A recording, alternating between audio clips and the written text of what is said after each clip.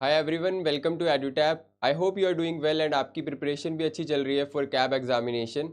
And अगर कोई भी प्रॉब्लम आ रही है, कोई भी इशू आप लोग फेस कर रहे हो, तो ये वीडियो आप ही के लिए है। कोई टेंशन लेने की ज़रूरत नहीं है। अगर लग रहा है कि ABFM एक बहुत मुश्किल सब्जेक्ट है, कैसे आप इंपॉर्टेंट टॉपिक्स को समझ पाओगे, कैसे इसकी प्रिपरेशन कर पाओगे, या फिर 60+ कैसे स्कोर कर पाओगे, वो तो दूर दूर तक इम्पॉसिबल लग रहा है, तो ये वीडियो आप ही लोगों के लिए है। एंड आप डेफिनेटली इस वीडियो को देखने के बाद आपके अंदर एक न्यू मोटिवेशन आएगी एंड बहुत इजीली आप एक स्ट्रेटजी मिल पाएगी आपको, जिसके थ्रू आप 60+ स्कोर कर पाओगे ABFM में। तो हम देखते हैं कि क्या स्ट्रेटजी है, कैसे आप लोग 60+ स्कोर कर पाओगे। तो वेरी सिंपल, ABFM है तो टफ है सब्जेक्ट। वी नो कि बहुत सारे प्रैक्टिकल क्वेश्चंस भी आते हैं एग्जामिनेशन के अंदर एंड थ्योरेटिकल पार्ट भी है, बहुत सारे टेक्निकल कंसेप्ट्स भी आते हैं। तो सबसे पहले अगर हमें स्ट्रेटजी क्रिएट करनी है तो बहुत सारी चीज़ें हमें पता होना चाहिए, इन डेप्थ एनालिसिस हमें करना पड़ेगा, जो हम लोग आपके लिए ऑलरेडी कर चुके हैं। एंड आपको बताने वाले हैं कि क्या वेटेज रहने वाली है हर मॉड्यूल की, कौन सा मॉड्यूल सिंपलर है, कौन से मॉड्यूल को आपको पहले करना है, किस मॉड्यूल को आपको एट द एंड करना है। तो वो सारी चीज़ें आपको मिलेंगी ऑन इन डेप्थ एनालिसिस करके, ताकि आपकी जो प्रिपरेशन है वो बहुत ईजी हो सके एंड आपको सब कुछ पहले से ही वेल सेट मिले कि कैसे आपको प्रिपरेशन को करना है, कैसे स्टार्ट करनी है एंड कैसे एंड करना है। तो अगर हम वेटेज की बात करें, तो वेटेज के बारे में आप देख सकते हो कि अगर हम मॉड्यूल ए के बारे में बात करते हैं, मॉड्यूल ए में आपके ऑलमोस्ट अगर आप देखो तो 15 क्वेश्चन फ्रेम होते हैं एग्जामिनेशन के अंदर। बट जो आपके मेन मॉड्यूल्स है, अगर हम सिंप्लिसिटी के ऊपर भी बात करें एंड जहां से आप बहुत अच्छा स्कोर कर सकते हो, वो आपका मॉड्यूल बी एंड मॉड्यूल सी है। मॉड्यूल बी एंड मॉड्यूल सी बहुत इंपॉर्टेंट है, सिंपल भी है और साथ ही साथ आप प्रैक्टिकल क्वेश्चंस भी यहाँ पर देखते हो एंड थ्योरेटिकल क्वेश्चंस भी। मॉड्यूल डी की अगर आप बात करते हो, तो ऑल्दो इसकी जो वेटेज है वो भी बहुत ज़्यादा है एग्जामिनेशन के अंदर, बट यहाँ पर आपको कुछ टेक्निकल टॉपिक्स करने पड़ेंगे, उसके बाद ही आप यहाँ पर हाई स्कोरिंग कर पाओगे।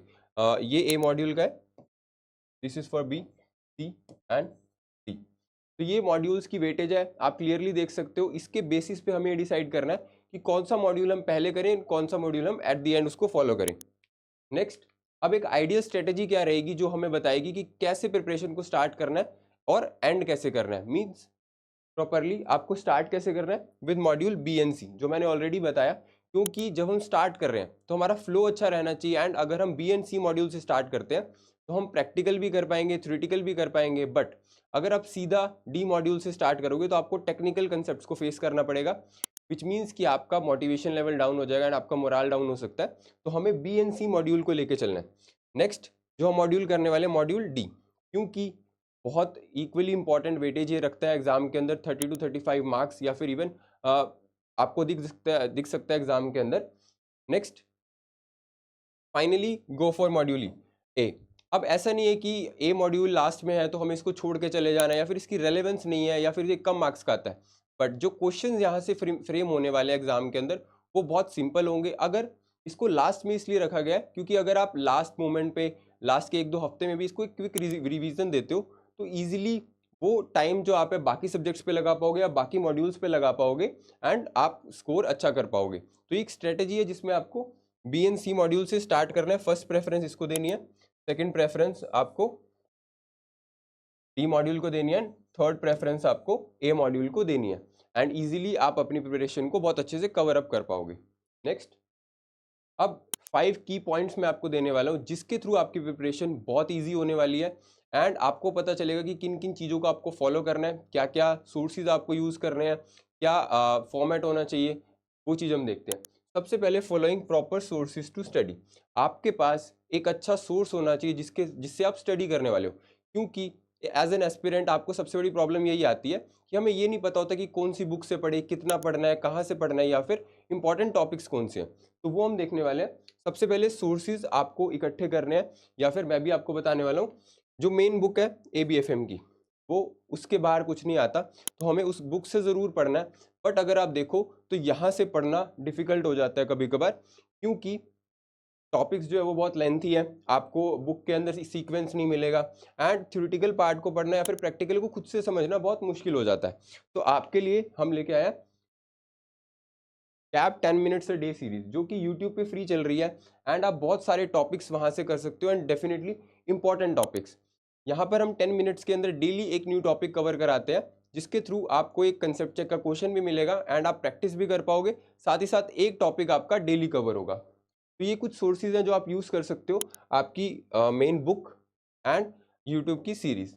बट सोर्स जो है वो सबसे इंपॉर्टेंट है, क्योंकि आपको ट्रस्ट होना चाहिए जिस भी सोर्स को आप फॉलो कर रहे हो। अगर आपको उस पर ट्रस्ट नहीं है तो बीच में ही आपका मोरल डाउन हो जाएगा एंड आप फिर अलग अलग सोर्सेज के ऊपर जाओगे।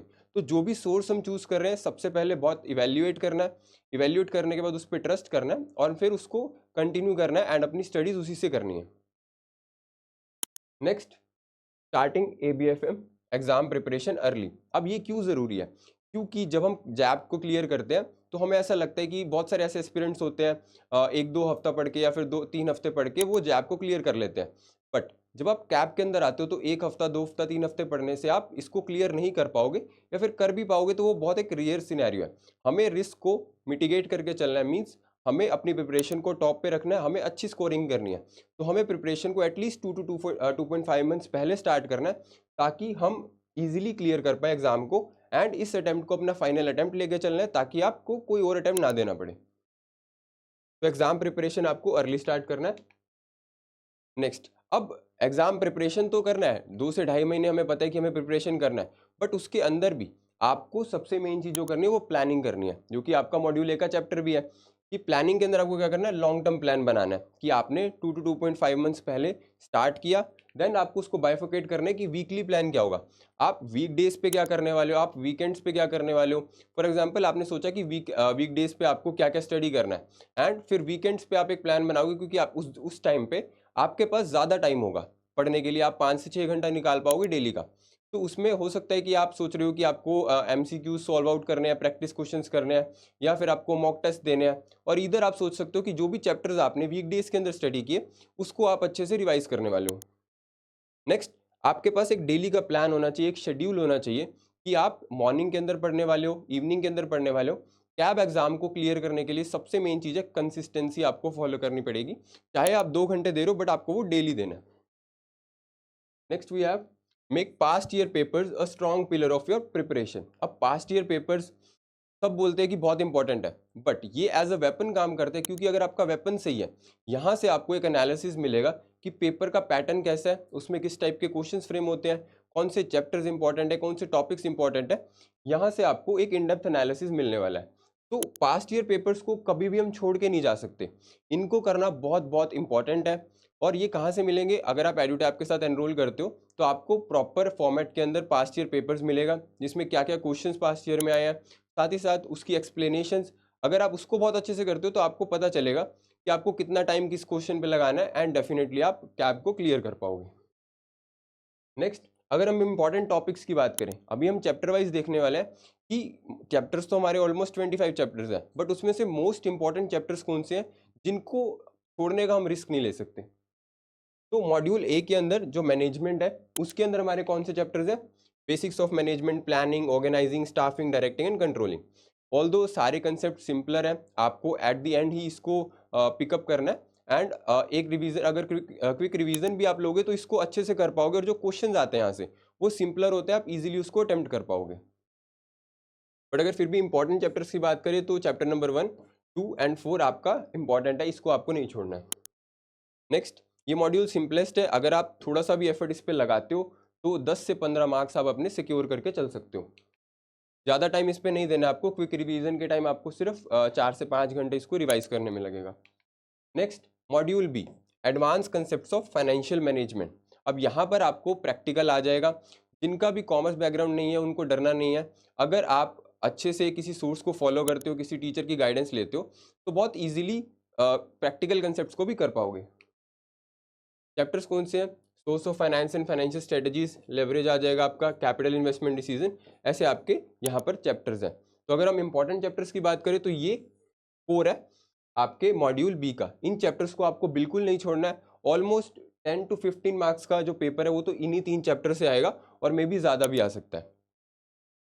तो यहाँ पर डिफिकल्ट मॉड्यूल है थोड़ा सा, क्योंकि प्रैक्टिकल भी आ जाता है, थ्योरेटिकल भी आ जाता है। मेनली आपको इसको बेस बनाना है। अगर आपने मॉड्यूल बी को अच्छे से किया तो आप स्कोरिंग भी अच्छी कर पाओगे एंड आगे वाले जो चैप्टर्स है उनमें भी आपको हेल्प मिलेगी। तो कंसेप्ट थोड़े से डिफिकल्ट है, कैलकुलेशंस है, एंड यहाँ पर आपको 8 to 10 आवर्स लग सकते हैं इस मॉड्यूल को रिवाइज करने में। Next module C, valuation mergers and acquisition. अब यहाँ से एक मिक्सचर आता है जहाँ पर आपको कुछ प्रैक्टिकल भी दिखेगा, कुछ थ्योरेटिकल भी दिखेगा, एंड थोड़े से कंसेप्ट इंटरेस्टिंग भी है, टेक्निकल भी है। सब चीज़ों का मिक्सचर यहाँ पे इस मॉड्यूल में आपको मिलेगा। तो corporate valuation, discounted cash flow valuation, other DCF, special cases of valuation, mergers acquisition, बहुत इंटरेस्टिंग चैप्टर्स है। और इस चैप्टर को तो आप कभी भी नहीं छोड़ सकते, इसके सारे टॉपिक्स आपको करके जाने हैं। आगे मैं आपको बताऊंगा भी कौन कौन से टॉपिक्स इंपॉर्टेंट है, बट इस चैप्टर को आपको कंप्लीट करना है। और यहाँ से ये जो 2 चैप्टर्स हैं, यहाँ से केस स्टडी क्वेश्चंस भी फॉर्म होते हैं, प्रैक्टिकल क्वेश्चंस आपको बहुत सारे एग्जाम में मिलेंगे, तो मॉडल्स आपको करके जाने हैं। नेक्स्ट, न्यूमेरिकल्स डेफिनेटली आने वाले हैं एंड प्रैक्टिस बहुत ज़्यादा ज़रूरी है, क्योंकि अगर आप सोचो कि सिर्फ 1-2 MCQs करके या थ्योरेटिकल पार्ट करके आप इस मॉड्यूल को कवर कर लोगे तो वो बहुत मुश्किल होने वाला है। यहाँ पर 10 to 12 आवर्स आपको लगने वाले हैं रिवीजन के लिए। नेक्स्ट, अगर हम मॉड्यूल डी की बात करें, जो कि टेक्निकल है, कुछ ऐसे टर्म्स होंगे जो आपने अभी नहीं सुने होंगे एंड करने में थोड़ा सा टाइम लगेगा। अगर आप 1 से 2 बार उसको पढ़ोगे, अच्छे से गाइडेंस लोगे तो डेफिनेटली कर पाओगे, एंड एट द एंड जब आप रिवीजन करोगे तो उसमें आपको बहुत सारी हेल्प मिलेगी। Hybrid finance, startup finance, private equity, artificial intelligence, business analytics as management tool, special purpose acquisition company. तो ये कुछ चैप्टर्स है जो हमें करने हैं। बट अगर आप इंपॉर्टेंट की बात करो तो आपका चैप्टर नंबर 19, 21, 24 एंड 25 आपको डेफिनेटली करना है। इस बार के एग्जाम के अंदर भी हमने देखा है कि बहुत सारे क्वेश्चंस हाइब्रिड फाइनेंस से, हाइब्रिड सिक्योरिटीज से फॉर्म हुए हैं। प्रेफरेंस शेयर्स एक बहुत इंपॉर्टेंट टॉपिक है जिससे केस स्टडी भी आई थी। तो ये टॉपिक्स आपको करके जाने हैं। Special purpose acquisition company, most of the case study based question यहीं से आते हैं एंड कुछ कंसेप्ट टेक्निकल हैं, डिफिकल्ट हैं, बट आपको फोकस रखना है। एंड अगर आप 1 से 2 बार उनकी वीडियोस देखते हो या कोर्स को कवर करते हो तो डेफिनेटली आप अच्छे से प्रिपेयर कर पाओगे। एंड जो हमारा टारगेट है 60+ उसको अचीव करने के लिए मॉड्यूल डी बहुत इंपॉर्टेंट है। थोड़ा सा टाइम ज़्यादा लेगा क्योंकि चैप्टर्स लेंथी हैं, बहुत सारे नए कंसेप्ट हैं, तो 12 to 15 आवर्स आपको लग सकते हैं इसको रिवाइज करने में। नेक्स्ट, अब हम देखने वाले हैं सबसे इंपॉर्टेंट चीज कि पर्टिकुलरली चैप्टर्स तो हमने देखे, बट चैप्टर्स के अंदर भी कभी कभार ऐसा होता है बहुत सारे ऐसे टॉपिक्स हैं जो इररेलेवेंट है। तो हमें इंपॉर्टेंट टॉपिक्स कौन से हैं? जब आप बेसिक्स ऑफ मैनेजमेंट देख रहे हो तो आपको एक ब्रीफ लेना है सारे फंक्शंस ऑफ मैनेजमेंट का, एंड उसके बाद अप्रोचेज एंड बिजनेस एनवायरनमेंट का एनालिसिस पढ़ना है। प्लानिंग के अंदर कुछ फंडामेंटल्स प्लानिंग के, प्लान के कंपोनेंट्स, ऑर्गेनाइजिंग, आपको टाइप्स ऑफ ऑर्गेनाइजेशंस जरूर करना है, ऑर्गेनाइजेशनल चेंज इंपॉर्टेंट टॉपिक है। नेक्स्ट, स्टाफिंग के अंदर facets of staffing and performance appraisal आपको करना है। डायरेक्टिंग की अगर हम बात करें तो चारों components, leadership, motivation, communication and supervision आपको करना है। कंट्रोलिंग में characteristics of controlling and relationship क्या है प्लानिंग एंड कंट्रोल का। नेक्स्ट, मॉड्यूल बी की अगर बात करें तो आपके इंपॉर्टेंट चैप्टर्स कौन कौन से थे? Chapter number 8, 9 and 10। In chapters में से अगर आप देखो तो बहुत सारे क्वेश्चंस फ्रेम होते हैं।